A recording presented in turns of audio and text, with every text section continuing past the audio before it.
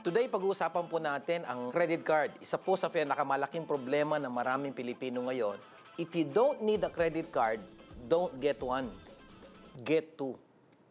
Joke lang ho, joke lang. Okay. Alam niyo bang napakamarami tao pa rin po sa buong mundo ngayon ang nabubuhay na walang credit card? Ang credit card po is not an extension of your money. Hindi po. Ang credit card po ay ginagamit lang natin for convenience. Sa akin po experience, sa napakarami na po taong humingi ng tulong sa akin para itama ang paghawak ng kanilang kaperahan.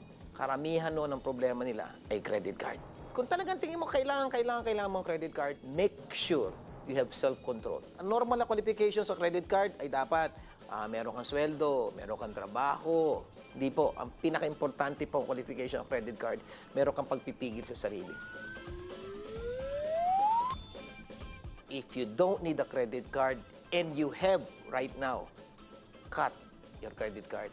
Nung baon na kami sa utang, may kumausap po sa aming mag-asawa at ang sabi niya, gusto mo bang makaalis na sa pagkakautang? Siyempre, sagot namin, yes.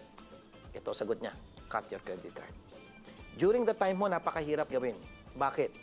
Pag may pangangailangan kami, tatakbo kami sa credit card.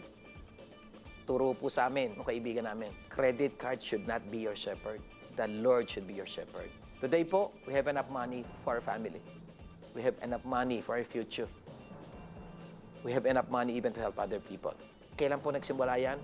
Nung araw na nagdesisyon kaming putulin ang aming credit card. Mabuti na lang ho. Isang kaibigan, malamang padala ng Diyos, tinuro sa amin kung ano dapat gawin. Siguro kaibigan, itong programang ito, 700 Club, ang pinadala ng Diyos para kaugnayin ka.